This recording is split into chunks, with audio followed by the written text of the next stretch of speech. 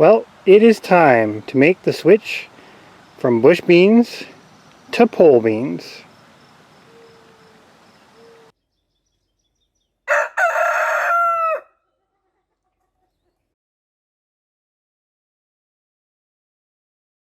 Well, it is pretty much middle of June and plenty warm enough now for us to plant our sort of common beans, or most of our beans in general. And in this video we're going to kind of go over some of what we're doing with our beans. Beans are a big producer, or can be a big producer, but this year we are making a really big switch from growing bush type beans, which we've grown for over a decade, and switching completely to pole type or semi-pole type or semi-runner type beans. Because what we have been finding is the yield per area is astronomical compared to the bush beans. The caveat is, though, you do need a trellis to put them on. So we're going to kind of go along as we get these planted and look at a few different trellis ideas that we have, discuss some of the beans that we're trying, and yeah, just kind of show you what's up on our bean production this year. So bean trellis number one is a very simple trellis. Essentially what it is, and this was just a piece that just happened to be laying around, it's used for its wire, welded together, and it's basically used for reinforcing concrete. Now, it's pretty inexpensive compared to things like hog panels or cattle panels here in Canada, and really it works just about as well. Now, it's not plated or anything, so it will rust, but that doesn't really affect the plants. So this bean is one of our new varieties, and we're kind of doing this one as an experiment. So this bean is actually a bit of a bittersweet one for us, because we are making a switch from the Ireland Creek Annie bush bean, which is a yellow dry bean that we actually really enjoy and we've grown for quite a long time, and our whole population originated from one bean seed, which just shows you the what the power of seed saving can do for you. But we're switching this year in the effort to switch to pole beans to one that I think is pronounced the zinc bean. And this is a yellow dry bean, so we're going to see how it does, and I should be able to get this entire pack planted on this trellis. It's about 4 feet long by about 5 feet high, and then we've raised it off the ground to make it about 6 feet high. So the beans will reach the top of this one, but in a pinch it will certainly work and makes an excellent trellis. So I'll show you what these beans look like. They're very similar in color to kind of a yellowy brown bean, so they're going to be a very similar substitute, we think, to our Ireland Creek Annies. I'm going to go get these planted.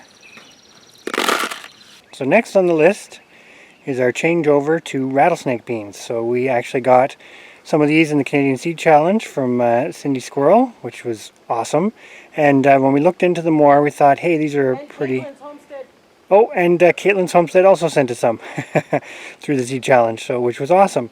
So we're going to give these a try, and looking forward to them, because this is a bean that you can eat green or fresh, but you can also use the dry bean, and they would kind of take the place of, they're not really a pinto bean, but kind of a speckledy type dry bean. So we're going to plant these on a different kind of trellis. So this is a cattle paddle trellis that's in raised beds. So we do this fairly often, and all it is an arch, goes up and over, about 8 feet high at the top, and back down.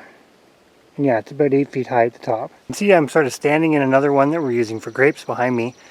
These work great. The only downside to them is here in Canada or Ontario, they're expensive. So we happen to have quite a few of these that we purchased when a co-op type business went out of sale, or went out of business, and they were on sale.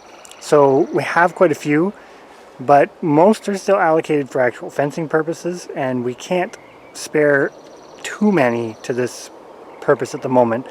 But if you can get your hands on these 16-foot long cattle panels, they're great. They're very sturdy, and you can grow a lot more than just beans on them for a trellis. Our light is fast fading, but there we are with the rattlesnake beans. We've actually put them a little bit closer than it's probably recommended, but we just split the pack between both sides of the trellis, and with the other ones added to it, we ended up with about 48 seeds.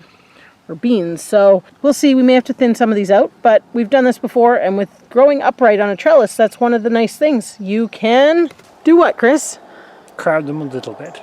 You can crowd things a little bit in a raised bed because they usually have some space around the outside to grow, or in this case, up.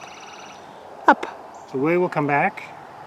We'll come back tomorrow and do some more bean planting. So we are now a couple weeks later, and we have another set of trellises ready here.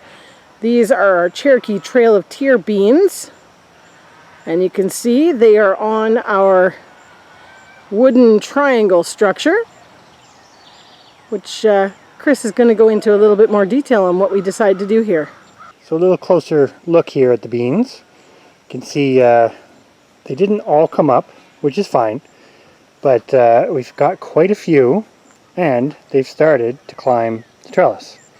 Now what these trellis panels are made out of is basically just, it's basically concrete reinforcement. So not as heavy as, say, a cattle panel, but for this kind of application, perfectly acceptable. It should work amazing. We were toying with the idea of using baler twine because we have a lot of it, but we thought this may be easier in the long term, because we can remove these. They're essentially just tied at the top along the beam, which really means there's very, very little weight on that beam. That beam is just there for support of our triangle.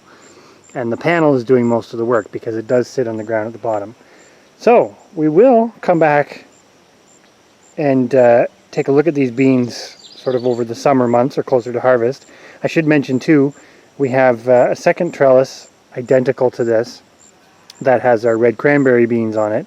So I'm not going to show you that right now because it pretty much looks exactly the same. But so far, really liking this design and really liking the use of vertical space. So that's really our big switch over from bush beans to pole beans. So for anybody who has made it to the end, it's just a bit of a reminder. We really only did this because of the amount of production we've been noticing for the sort of space allocation on a small scale, i.e. pole beans for us have been far more productive, produced far more beans, which is a lot more food in the same area as a lot of our bush beans. So we're hoping that this switchover works well. We haven't, we still have kept our seeds from the bean varieties that we have been growing, so we do have a bit of a fail-safe. But stay tuned for this year to see how this fairly significant switchover goes. And we're hoping, if things cooperate, we get a fairly decent harvest of some of these varieties.